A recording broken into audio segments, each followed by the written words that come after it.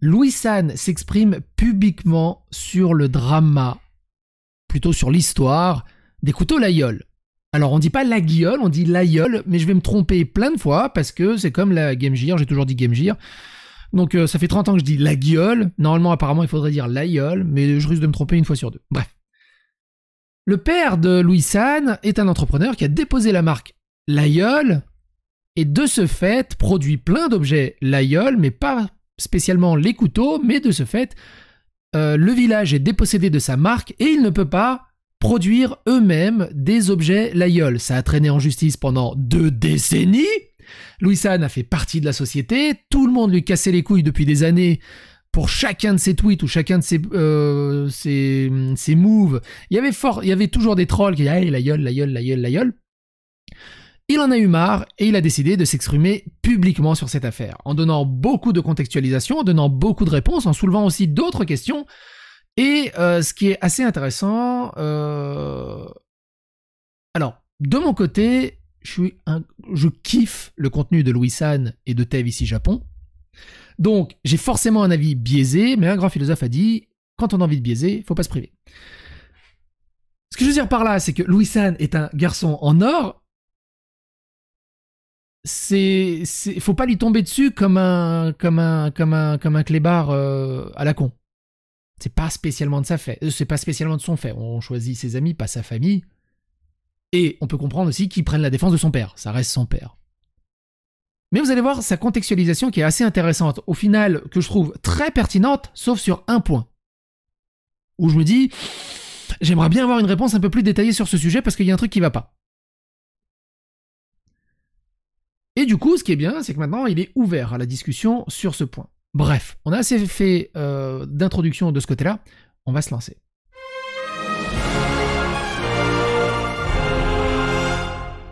Ah oui, un petit truc rapide. Comment j'étais au courant de... Alors, l'histoire de Laguiole, j'en avais entendu parler depuis très longtemps, mais tant que la personne concernée ne s'exprime pas publiquement, bah on n'en parle pas. Tout simplement. Général Pazen a sorti 2 vidéos suite au live de Louis San sur ce sujet. Je vous invite à aller voir les vidéos de Général Pazen, vous retrouverez les liens dans la description. Il montre un topic sur jeuxvideo.com. Le topic a été supprimé. Pourquoi jeuxvideo.com supprime un topic alors que ça démystifie et ça contextualise toute l'histoire de Laguiole et que ça apporte plein de réponses? C'est complètement débile. Tu comprends jamais vraiment comment marche la modération sur jeuxvideo.com.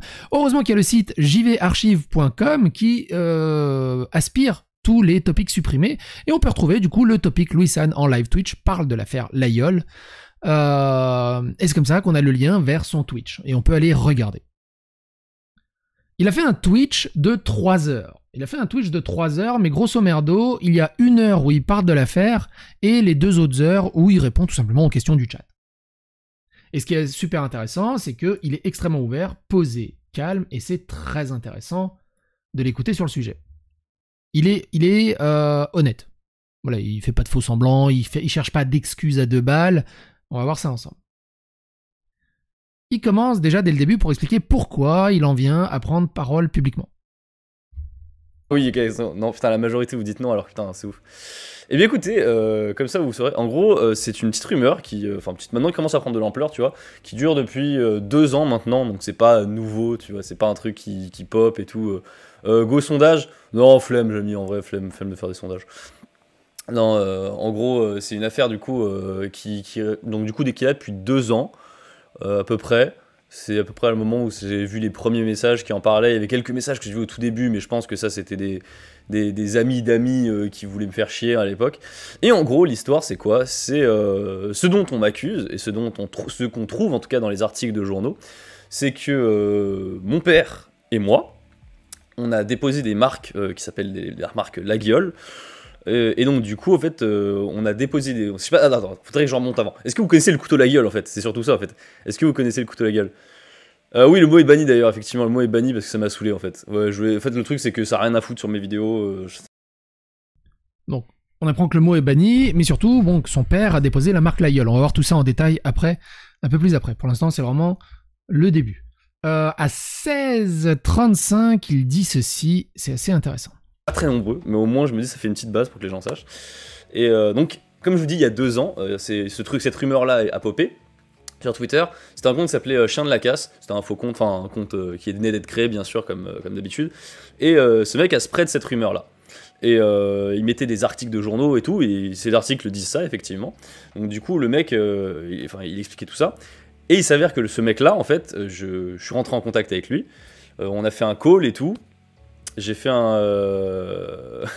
oui, ce qui était bien joué. Et on a fait un call et j'ai discuté avec lui et il a tout compris. Enfin, en gros, je lui ai expliqué vraiment point par point ce que je m'apprête à vous expliquer. Il a tout compris, il a même supprimé son tweet. Et il a fait un tweet pour dire, voilà, on s'est expliqué avec Louis, et du coup, tout est clair, enfin, tout est clair maintenant, voilà, c'est pas aussi simple que ça, voilà, tout est clair. Et ce qui est rigolo, c'est que le tweet pour m'accuser, du coup, c'est pas sa faute, hein, mais il a dû faire 1000 RT, un truc comme ça, tu vois. Le tweet pour s'excuser, il a dû faire peut-être 2 likes. Voilà, mesdames et messieurs, le poids de la vérité. Est-ce que vous le sentez? Et d'ailleurs, ce même pattern est arrivé un peu. Ça, c'est toujours le truc, hein. Quand il y a le drama, tout le monde retweet dans tous les boucles. Quand il y a la vérité qui arrive, bah... Et du coup, il y en a plein qui, dans tous les dramas, toutes les polémiques et toutes les histoires, il y en a plein qui continuent à réalimenter l'origine de l'histoire, mais pas la fin de l'histoire. Ce qui est assez ouf. 1930, il explique l'histoire du couteau. Évidemment, si vous voulez voir l'histoire entière du couteau Laguiole, que c'est pas le couteau Laguiole, que c'était un couteau qui était importé, qui est d'origine turque et blablabla, il dit ceci. En fait, cette forme particulière, en fait, a voyagé à travers l'Europe. Genre, il a voyagé à travers l'Europe et passé en région ibérique, donc tout ce qui est Espagne, tout ça, et remonté en France. Et c'est là où il y a la naissance du couteau avec cette forme-là, donc du coup qui ressemble à ce qu'on connaît aujourd'hui comme étant le couteau Laguiole. Sauf que à ce moment-là, il ne s'appelle pas couteau Laguiole. Il ne s'appelle pas couteau Laguiole. C'est un couteau qui n'a pas vraiment d'appellation, en fait, c'est un couteau qui s'appelle Calmel, en fait. Ça vient d'une famille qui s'appelle Calmel, qui faisait des couteaux, et qui faisait des couteaux, effectivement, dans le village de Laguiole, voilà. Mais techniquement, le village, et en gros, le village Laguiole, si vous voulez, le couteau Laguiole, les origines sont un peu brumeuses, et c'est pour moi, je trouve un peu compliqué d'arriver et de dire « Cocorico, c'est français », lorsque à la base, ça vient de Turquie. Ça, c'est un autre débat. Alors, il en parle aussi, hein, autour de tout ça, c'est vrai que c'est un autre débat, on va pas trop traîner là-dessus, mais c'est intéressant de savoir un peu l'origine du couteau. Autre chose très intéressant, c'est que le couteau Laguiole, même ceux qui ne sont pas produits par son père, parce qu'il y a plein de marques qui produisent des couteaux Laguiole, sont produits à tiers, notamment ceux du village de Laguiole. Enfin, c'est un peu compliqué. Broly, je veux bien que tu restes et tout, et que tu me confrontes un peu plus tard, le temps que j'explique tout. Donc, le couteau Laguiole existe. Et ce qu'il faut savoir, c'est que le couteau Laguiole, eh bien, il n'est pas produit dans le petit village de Laguiole. Il est en fait fabriqué dans une ville qui est à 200 km de là, qui s'appelle Thiers. Et aujourd'hui, encore, c'est majoritairement là-bas qu'est produit le couteau Laguiole. Donc du coup, au fait, dans le village, c'était que des revendeurs, si vous voulez. On importait les lames qui étaient fabriquées à Thiers, et on les mettait à Laguiole, et on les vendait à Laguiole, voilà. Et c'est comme ça que le couteau Laguiole s'est développé, tout ça. Et lorsqu'il y a la création de l'IMPI, donc du coup... Donc après, il explique que la création de l'INPI est arrivée et son père a déposé des marques. On va revenir dessus un peu plus tard. D'abord, donc en fait, même le village Laguiole ne faisait pas ses couteaux à l'époque. À 23h40, il dit ceci, qui est assez intéressant. À 23h40, il est là. D'accord. Donc je vais arrêter de chercher sur internet, je vous montrerai avec mon iPhone, tant pis. Donc... Le couteau Laguiole, en fait, est un produit générique, ce qui fait que tout le monde a le droit de produire des couteaux Laguiole. C'est très particulier, hein, mais tout le monde a le droit. Toi, qui regarde ce live, si demain tu as envie de faire des couteaux Laguiole et nommer un couteau Laguiole, tu as tout à fait le droit. Par contre, si tu veux l'appeler couteau de Laguiole, ah bah non, faut pas rigoler, tu vois, là faut pas déconner, là tu mets une provenance, ça marche pas. Mais le couteau Laguiole, c'est générique, tout le monde a le droit d'en faire. Donc du coup, le terme contrefaçon n'a aucun sens. Si vous voulez, ça n'a pas de sens juridique, contrefaçon, quand tu parles de couteau Laguiole. Voilà. Ça, c'est une histoire. Et tout... Alors, du coup, toutes ces explications tournent autour du couteau Laguiole. Mais... on va voir ça plus tard. Retenez bien ça. À chaque fois, il revient sur ce couteau Laguiole. Tout le monde peut faire des couteaux Laguiole. On est d'accord que tout le monde peut faire des couteaux Laguiole. Il n'y a pas de souci de ce côté-là. Mais le problème de son père, il est différent des couteaux Laguiole. Étonnamment. On va voir ça juste après. J'en étais où? Donc à 24-35, il répète un peu l'histoire entre Thiers et l'aïeul. C'est un style et une méthode de fabrication, voilà.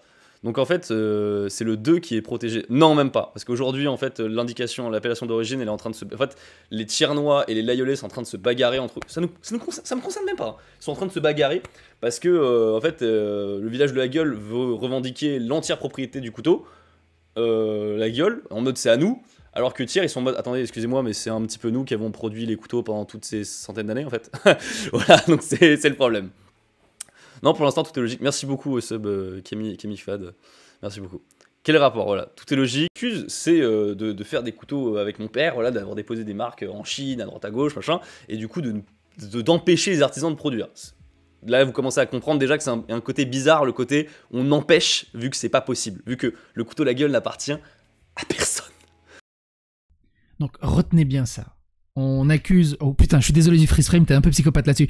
On accuse son père de vouloir empêcher le village de faire des couteaux la gueule, et il explique c'est faux, puisque les couteaux la gueule, tout le monde peut les produire. Mais à chaque fois, il esquive le fait que son père empêche toutes les autres productions la gueule. Mais il va en parler un peu après. Mais c'est surtout sur ce point qui m'interpelle. Parce qu'au final, le couteau, on s'en fout au final. J'en étais où? C'est là. À personne. Il aimerait bien, le village de la gueule aimerait bien le revendiquer, les Thiernois se défendent pour pas qu'ils le revendiquent, mais aujourd'hui, à l'heure d'aujourd'hui, il n'appartient à personne. Et je vous invite, si vous voulez, à aller sur le site de l'INPI. C'est que j'ai cherché, j'espère que ça va pas laguer du coup. Ce n'est pas forcément moi, tu vois, genre bizarre, il y a pas... Ouais. Après, il va sur le site de l'INPI et il montre toutes les marques de couteliers, la gueule, et il y a plus de 400 marques de revendeurs de couteaux la gueule. C'est énorme. En France, juste en France. À 27-34, il attaque... Ah oui, c'était le début de la dépôt de marque. De tout débunker, tu vois. Ce qui s'est passé, c'est qu'en 93, donc je n'étais pas né, hein, je le rappelle, mon père a fait une recherche d'antériorité pour voir si ce qui est en dehors du couteau, du couteau, c'était déposé ou pas à l'INPI. Et il a vu, mon père, que ce n'était pas déposé. Du coup, il a déposé en fait la marque La Gueule dans tout ce qui était pas couteau. Voilà. Couteau aussi, parce que tout le monde a le droit d'en faire, mais tout ce qui est pas couteau, mon père a déposé. Voilà, c'est mon père qui a choisi de déposer ça. Et là, je suis d'accord pour vous dire, c'est un coup marketing, c'est un coup malin, c'est un machin et tout. Soit, si vous voulez. Mais en tout cas, ça n'a rien à voir avec ce dont on m'accuse sur les couteaux la gueule. Donc une fois, il y a eu ce truc. Alors après, du coup, Louis-Anne, t'as l'air d'être soulagé qu'on t'accuse faussement sur les couteaux la gueule, mais du coup, il y a tout le reste. Parce que du coup, en fait, c'est pas une histoire de couteau. C'est toute l'appellation la gueule, en fait. Et on l'a vu au travers... Enfin, si vous cherchez la gueule un peu sur les journaux, vous en avez certainement entendu parler, parce que c'est une histoire qui dure depuis 93, on en a parlé à la télé avant même qu'Internet existe. Et si vous regardez un peu, déjà en 2012, victoire juridique pour l'Aïeul, made in Val-de-Marne, l'affaire qui oppose la petite ville de l'Aïeul réputée pour son fromage et ses couteaux, et Gilbert Zeiner, c'est le père de Louis-Anne, fondateur de l'Aïeul licence SAS, basé à Saint-Maur-des-Fosses, vient de connaître un nouveau rebondissement. En attendant la décision de faire appel de la ville de l'Aveyron, et l'évolution de la législation concernant les indications géographiques protégées, l'IGP, l'entreprise val-de-marnaise a remporté une seconde victoire juridique ce vendredi 15 septembre. Explication. Donc ils ont gagné un premier procès, mine de rien, en 2012. Il y a eu d'autres procès avant, évidemment. C'est un vrai merdier. C'est pour ça que on va essayer de résumer au maximum pour que vous ayez au moins une espèce de son de cloche à peu près complet, et après n'hésitez pas à aller chercher.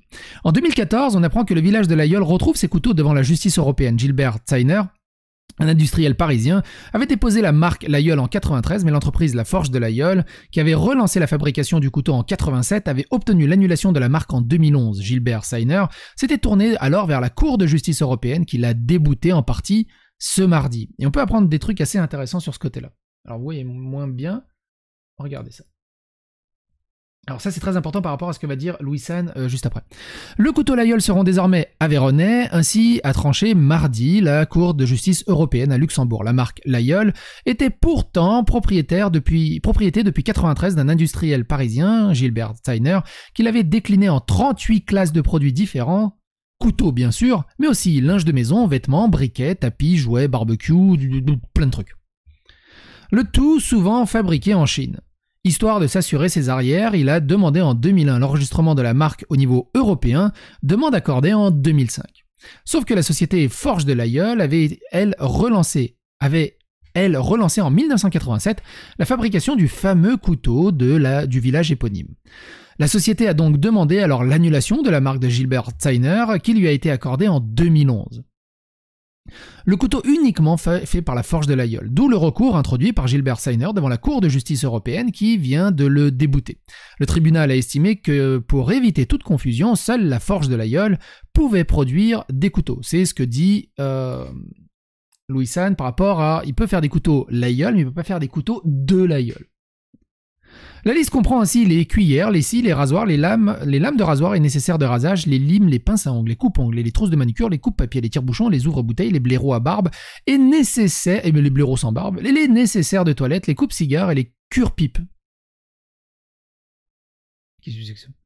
En revanche, Gilbert Steiner peut continuer à utiliser la marque Laguiole pour le reste. En 2016, couteau Laguiole, victoire pour le village français contre les contrefaçons. Parce qu'il est accusé de contrefaçon.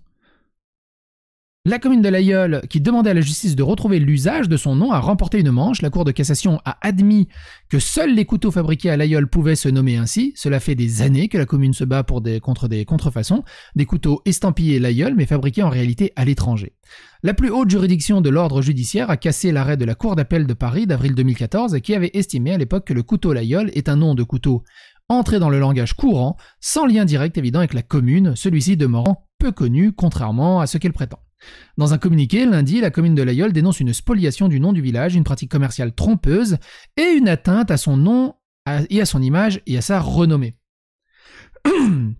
En 93, on va pas refaire le truc, contre-redevance, il accorde des licences à des entreprises françaises et étrangères qui peuvent commercialiser sous le nom de Laguiole des produits d'importation. Condamné une première fois pour contrefaçon, Gilbert Steiner avait obtenu gain de cause en appel en 99, considérant que le terme Laguiole était devenu générique pour désigner un couteau de forme particulière. La commune de Laguiole, mondialement connue pour ses couteaux fermant aux manches siglées d'une abeille fabriquée depuis le 19e siècle, avait saisi le tribunal de grande instance de Paris en 2010, dénonçant une instrumentalisation du nom de Laguiole et une atteinte à son image et à sa renommée. Après avoir été débouté en appel 4 ans plus tard, la ville de Laguiole en avait appelé au président François Hollande, s'estimant spoilé de son nom. Les couteaux Laguiole gagnent leur combat contre un entrepreneur de Val-de-Marne, c'est en 2017. Le village de Laguiole gagne une bataille pour protéger son nom. Le village de l'Aveyron, d'où provient, donc ils gagnent leur bataille en 2019. Le village se battait depuis plus de 20 ans pour retrouver son nom face à un entrepreneur du Val-de-Marne, Gilbert Steiner, qui avait déposé la marque pour désigner non seulement les blablabla, on l'a déjà lu. Dans ce volet du litige Laguiole, mondialement connu pour ses couteaux, celui-ci l'avait débouté en 2012, jugé confirmé en 2014, mais en 2016, la Cour de cassation avait cassé en partie la décision de 2014. Et là, c'est très intéressant. Dans leur arrêt, les juges dénoncent une fraude, une stratégie visant à priver la commune de ses administrés de l'usage du nom de Laguiole. La Cour d'appel a en revanche refusé de condamner l'entrepreneur pour pratique commerciale trompeuse, estimant celle-ci insuffisamment caractérisée. Gilbert Steiner, son fils et leur société Laguiole devront toutefois verser solidairement 50 000 € au village au titre de son préjudice moral et chacun 20 000 € au titre de frais de justice. Donc on est à 90 000 €. On va retrouver la possibilité d'utiliser notre nom, ce qui nous avait retiré, c'est féliciter le maire du village, Vincent Alazard. Selon lui, la majorité des marques concurrentes sont ainsi annulées, même si quelques-unes subsistent. Surtout, il reste encore Gilbert Steiner, des marques déposées, on va voir ça après, sinon ça va spoiler un peu. À 28-15, donc il disait ceci. Attends, je crois qu'on a terminé là. Donc là, en 96, il a déposé les marques, et c'est à ce moment-là que la ville de Laguiole a décidé d'attaquer une première fois l'entreprise, mon père et son entreprise, pour dilution de la marque. Alors qu'est-ce que ça veut dire? Dilution de la marque, eh bien ça veut dire que tu détériores l'image de la marque, et du coup ils ne veulent pas que mon père puisse faire du business, tu vois. Voilà, pourquoi pas? Il y a eu procès, qu'est-ce qui s'est passé? Mon père a gagné. Mon père a gagné, et du coup la commune n'a pas pu, voilà, entre guillemets, ça s'appelle débouter la marque La Gueule de mon père. Parce qu'il faisait tout sauf des couteaux. Pour vous dire, il faisait des lunettes, voilà. Il faisait plein d'autres trucs. Ou en gros, ils sont dégoûtés de ne pas avoir fait avant. Non mais t'inquiète, move de droite. Franchement, je vais vous dire, je ne suis pas mon père. Franchement, j'ai envie de dire, moi je ne suis pas mon père. Moi je trouve que c'est du business, tu vois. Est-ce que je vais devoir renier mon père pour ça? Franchement, j'aimerais pas. Même si aujourd'hui je n'ai plus aucune affiliation à La Gueule, la moindre du monde, je n'ai plus rien, le micro pèse centime, je n'ai plus rien. Mais bon, on va y revenir plus tard. Mais voilà, au moins je vous explique. Donc il y a ça.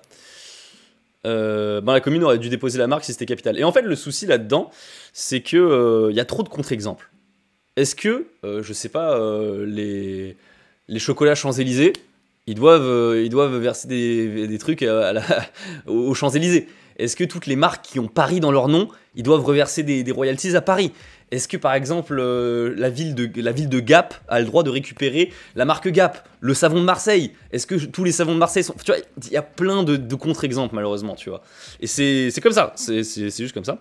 Et ce qui s'est passé, j'ai envie de dire ton père elle pu futer. Non mais attendez, c'est pas fini du tout. Là on est... Attends, vous avez encore un lag? Fait chier. C'est... Est-ce que les gens vous avez un... Ok. Bah, F5 hein, pour les gens si jamais... désolé, hein, je sais pas pourquoi il y a des gens qui ont des lags et tout. Donc voilà, là on arrive. Ce qui se passe, c'est qu'après mon père... Je ne suis toujours pas dans l'histoire, j'ai peut-être 2 ans et demi. Hein.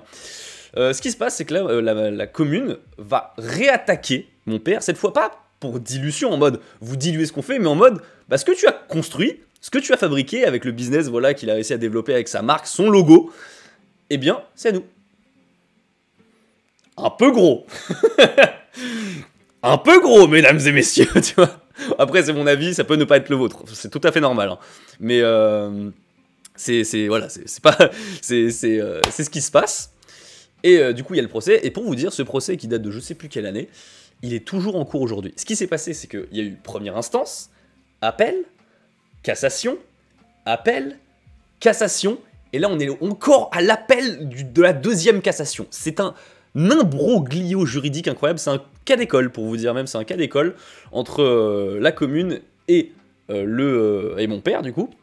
Mais ce que je veux que vous compreniez là-dedans, c'est que cette histoire, ce procès entier, n'a rien à voir avec le couteau.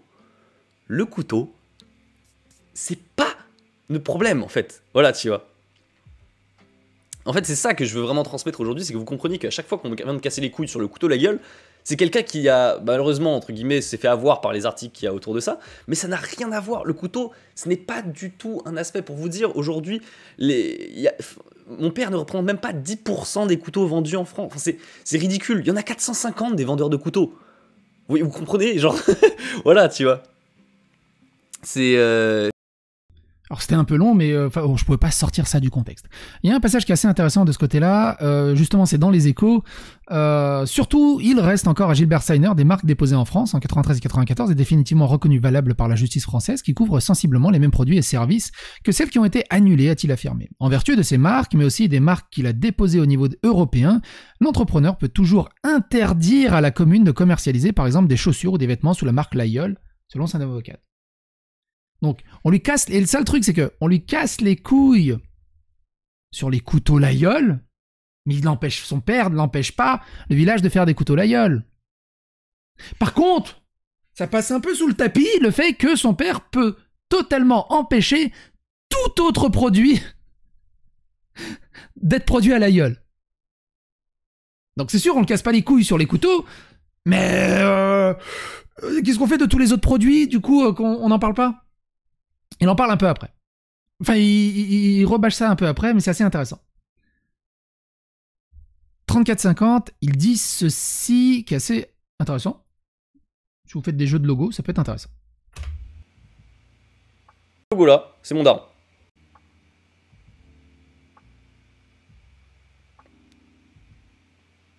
Voilà. Ce logo-là, ce logo-là, c'est mon daron.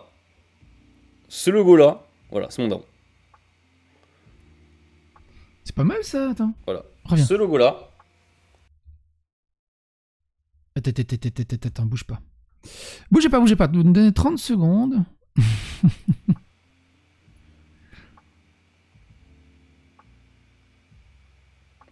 Vas-y, refais-le. Ce logo-là. Voilà. Ce logo-là. Ce logo-là, c'est mon daron. Ce logo-là, voilà, c'est mon daron. Ouais, en fait, j'ai fait une capture d'écran pour la miniature. Hop, la gueule. Ce logo-là, c'est mon daron. Voilà, c'est comme ça. Comme ça, t'as l'explication. Donc, on a été où? Ouais, après, juste des faits, c'est compliqué de vous dire juste des faits parce que je suis quand même impliqué dedans, donc je vais pas non plus dire qui parlait de ça, mais en fait, qui citait un Reddit, et du coup, je me dis, vas-y, j'en ai. En fait, je suis saoulé. En fait, je m'en fous qu'il y ait des haters qui m'affichent là-dessus. Ce qui me fait chier, c'est qu'il y ait des gens qui ne sachent rien de l'histoire et qui tombent là-dessus et qui se disent, oh putain, en fait, Louis San, c'est un fils de pute, en fait. Et effectivement, quand tu lis ce qu'il raconte, moi aussi, je me considérais comme un fils de pute, tu vois. C'est juste que moi, je suis là pour dire, ce n'est pas la vérité. Voilà. Et bonjour Louis, toi t'es... Et du coup, là, il va revenir sur les condamnations de sa famille quand ils ont perdu en procès, mais aussi sur la condamnation du village qui a perdu son procès. Oublions pas que c'est, du coup, Louis San, enfin surtout le père de Louis San, face à un village de 1200 habitants. Recommencer, voilà, pour dire les termes un peu plus simples, je veux recommencer pour voir si ça fonctionne. Eh bien, c'est cassation, voilà.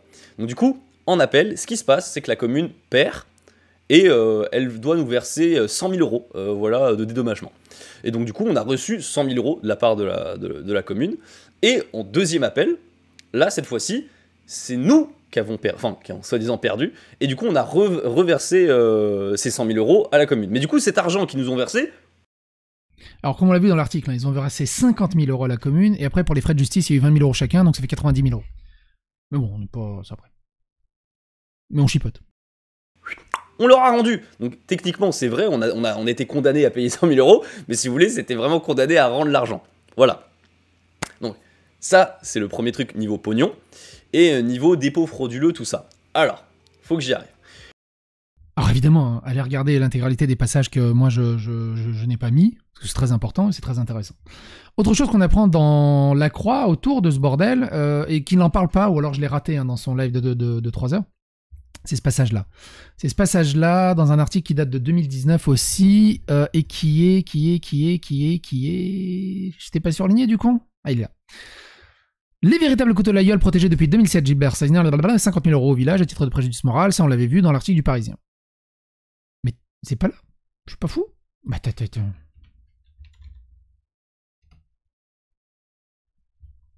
Ah là c'est là. Blablabla. Oui, au titre des frais de justice. La commune demandait 5 millions d'euros au titre de ses préjudices économiques et moraux. Contacté, l'avocat de Gilbert Steiner n'était pas joignable et dans l'immédiat, un pourvoi en cassation peut être encore formé. Donc là, le village demande 5 millions. On est sur d'autres bails. Il reproche au village la médiatisation.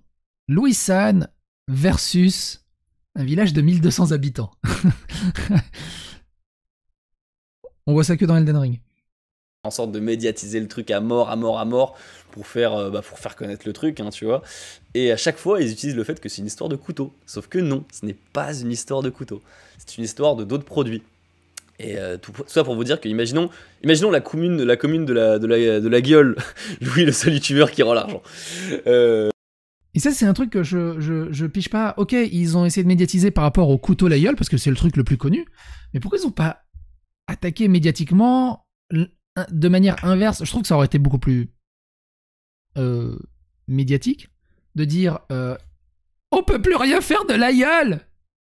Si, on peut faire des couteaux, mais tout le reste, ils nous empêchent.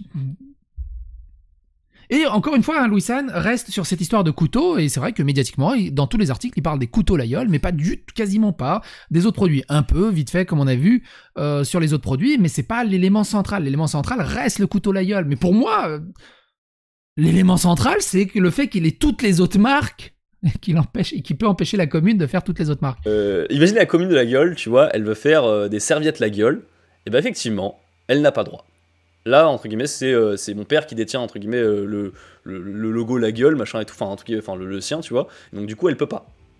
Et ce qui se passe, par contre, c'est que si elle voulait faire serviette de la gueule, en fabriquant les serviettes à la gueule, mais là, mon père, il peut pas s'opposer. C'est impossible, si vous voulez. Donc, il y a plein de petites subtilités comme ça à comprendre. Et en plus de ça, bon, ça, là, j'avoue, je vais rentrer dans les trucs un peu plus biaisés. Mais mon père a toujours proposé, de son côté, de trouver un arrangement, un accord, tout ça. Ce qui a toujours été refusé du côté de la commune. Et je comprends aussi leur avis. Eux, ils sont vraiment dans la lutte pure et dure de... genre, on ne négocie pas avec les terroristes. C'est un petit peu ça, c'est un petit peu ça, cette idée. Alors après, en même temps, tu sais, pourquoi le village devrait se battre pour avoir sa propre marque de son propre nom de village? Après, c'est toute une histoire évidemment de légalité, de juridiction, de marques déposées et de tout ça.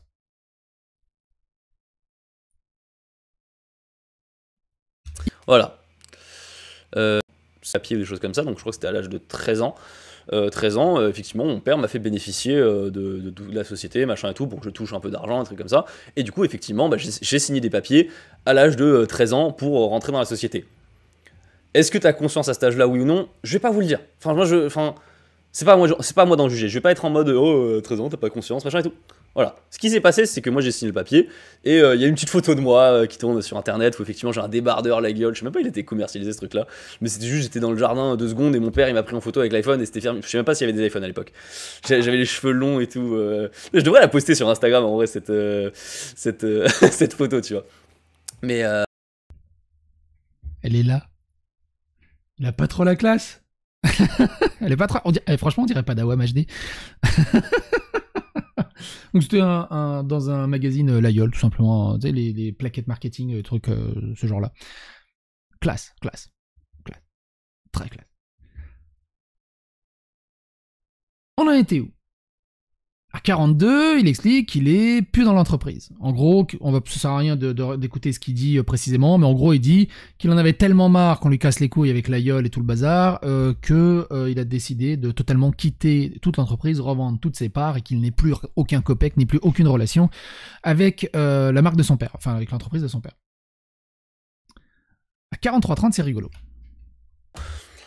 C'est pas à moi d'en juger, c'est à la justice. Ouais, voilà. La dernière décision de la cour d'appel, c'était quoi? Alors la toute dernière, si vous voulez tout savoir, c'est que là, la commune entame un 3e procès. Et en fait, la justice est en train de réfléchir, est-ce qu'ils ont le droit de faire ce 3e procès? Et la justice a dit, non, vous n'avez pas le droit de refaire ce 3e procès. Et la commune vient de dire, si, on veut quand même, du coup, ils font cassation de la décision d'aller en justice. C'est un bordel. Une solution serait pas de céder le nom de la marque à la commune. Ah bah bien sûr, mais après, si vous voulez, moi je suis plus dans le truc. Mais je pense que mon père, tu vois, vu qu'il a développé son logo et tous les trucs, enfin je veux dire toute sa vie, enfin c'est l'œuvre de sa vie, tu vois, mon père, d'avoir développé cette marque, je comprends qu'il ait pas trop envie. Par contre, il est complètement ouvert aux négociations, tu vois, et c'est ça qui est un peu triste, c'est que bah ils veulent pas, quoi. C'est compliqué de demander à Village de négocier pour le fait qu'ils peuvent utiliser leur propre nom. À 47, il revient un peu sur pourquoi il a parlé de toute cette histoire. Là, je me suis dit il était temps pour moi de le faire. C'est ça qui te traumatisait, franchement, faut pas que ça t'empêche de dormir. Absolument, c'est compliqué si tu veux, parce que en fait, c'est vraiment un truc, faut imaginer qu'il y a énormément de faux comptes qui sont créés, de gars qui tous les jours viennent me casser les couilles avec la gueule, tous les jours, depuis 2 ans. Je pense il y a vraiment quasiment tous les jours. Et à chaque fois que je sors une vidéo, il y a des gens qui me cassent les couilles là-dessus, tu vois, tout le temps. Et donc c'était mon choix de pas en parler, tu vois, pendant longtemps. Mais là, je me suis dit, bon, maintenant que ça s'est un peu tassé, maintenant que si vous voulez, il y a quand même des gens qui sont au courant, des gens qui ont fait un petit peu de recherche, des gens voilà, qui en parlent tant temps, eh bien, il serait temps d'en parler un petit peu. Et pour vous dire, par exemple, tous mes tweets, vous pouvez aller sous tous mes tweets que j'ai fait depuis 2 ans, il n'y en a pas un seul où il n'y a pas un mec qui parle de la gueule. Et pareil, il y a même des comptes de gens qui régulièrement crachent sur ma gueule et tout, sur la gueule. Voilà. Je sais pas comment il a fait pour tenir le silence aussi longtemps autour de tout ça, mais tu sens que bah, ça lui fait du bien, n'empêche, d'être sorti tout ça et d'avoir sorti cette histoire. Voilà. Tant que tu te fais pas attaquer par Octo de Ken. C'est fou comment en fait les gens ils prennent ça super légèrement. En fait, c'est cool de voir que la majeure partie d'entre vous en battez les couilles en fait. C'est vraiment ça me fait du bien, je vous jure, parce que il y a tellement de gens qui m'ont cassé les couilles là-dessus, mais c'est ouf, hein. Franchement, je vous imaginez pas à quel point on m'a fait chier. Et même mes proches, ils ont vu à quel point ça me faisait chier, tu vois. Ils ont vu à quel point ça me faisait chier, tu vois. TV au courant, Mario au courant, tous mes potes sont au courant, tu vois.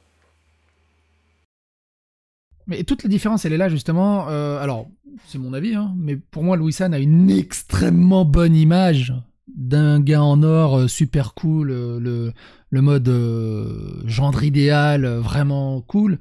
Et forcément, et aussi cette histoire de l'aïeul, bah, il en est pas responsable. On n'est pas responsable de ce que notre père, notre mère, notre famille fait.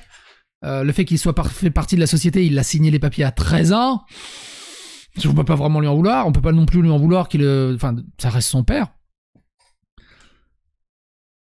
Et je pense aussi, c'est ce côté-là aussi qu'il en parle calmement, sans insultes, sans s'énerver, et surtout, comme on l'a déjà vu autour de plein de dramas, de pas chercher des excuses à deux balles, il donne vraiment son avis neutre, enfin neutre de son point de vue évidemment, mais ce que je veux dire, il cherche pas d'excuses, il cherche pas à contourner, il cherche pas avec des artifices un peu cons ou démontables rapidement, à te prendre pour un con. Il donne son opinion, son avis, et ça, forcément, ça allège le débat. Et c'est beaucoup plus agréable, et c'est beaucoup plus audible. Parce qu'il aurait pu aller dans tous les sens, et ça aurait juste foutu un bordel monstre. Je trouve qu'il a fait une bonne réponse de ce côté-là, avec quand même un live de 3 heures, avec pendant 2 heures où il répondait au chat et toutes les questions, c'est quand même ouf. À 50, il donne encore d'autres contre-exemples.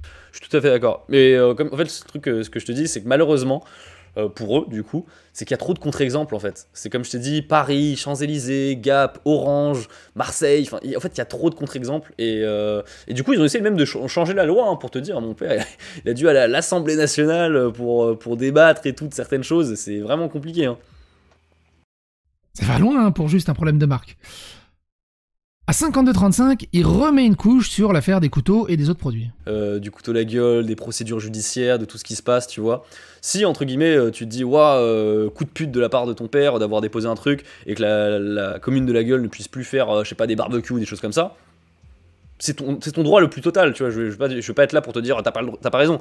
Mais c'est juste, je veux qu'on soit d'accord sur le fait que mon père et moi-même, on n'a jamais empêché qui que ce soit de produire des couteaux à la gueule. Ça, c'est totalement faux, tu vois. Oui, d'accord. Et encore une fois, c'est là que ça me trigger. Ok, vous avez jamais empêché de produire des couteaux à la gueule. Mais qu'est-ce qu'on fait des barbecues, des serviettes de bain, des lunettes et tout le bazar? Là, du coup, oui. Il y a un truc qui va pas là dans la défense. On va faire un énorme pas en avant. À 2,13,30, il parle de trucs intéressants. 2,13,30, là. On y est. Mais alors, pas d'héritage non plus. Ah non. Ah non. Ah non, je vous jure, hein, moi dans ma tête, là, je veux plus jamais toucher à un truc de la gueule. Hein. Plus jamais de ma life. Hein. Non, Smooth, non, ça c'est l'erreur. Faire une vidéo concrète et détaillée sur YouTube, non. Parce que là, justement, tu remues la merde, déjà. Tu remues la merde d'une première manière. Et surtout, en fait, il n'y a pas de dialogue. Et c'est ça que j'aime pas du tout dans l'idée de faire une vidéo YouTube. C'est que bah, je vais parler. Et les gens, ils pourront pas débattre, en fait. Ça va juste dire, je suis pas d'accord. Ou tu vois, j'ai envie de pouvoir discuter, quoi. Moi, je suis pas spécialement d'accord de faire une bonne vidéo façon reportage à la TVC Japon quand ils parlent des politiques au Japon ou ce genre de choses, mais qui traite de l'affaire Layol, avec l'avis de Louis San directement, ça serait juste parfait et épique. Et en plus, il se ferait quelques centaines de milliers de vues, même peut-être plus, et ça fait des pépettes. C'est dommage de rester sur Twitch de manière niche, en fait, dans la bulle de Twitch. Parce qu'il y a beaucoup de gens qui sont pas dans la bulle de Twitch et qui ne seront jamais au courant de tout ça, et qui voudraient avoir des explications de tout ça, ou être au courant de ces histoires, être au courant qu'il a parlé publiquement, et comme il s'exprime pas sur d'autres médias en dehors de Twitch, les gens ne seront pas au courant. Et du coup, en fait, les gens vont continuer à parler. Bon, ça n'empêchera pas les gens de continuer à parler, on est d'accord. Écoutez-la. On t'a déjà agressé verbalement par rapport à ça dans la rue? Non, clairement pas. Bon, j'avoue que le move est pas ouf, ça a déposé un village de son artisanat, non? Non! Parce que justement, ils ont le droit de faire des couteaux. Ça a jamais posé problème de ce côté-là, Islay, en fait. Genre, ils ont toujours le droit de faire des couteaux, ils ont toujours eu le droit de faire des couteaux, et ça a jamais empêché personne de faire des couteaux.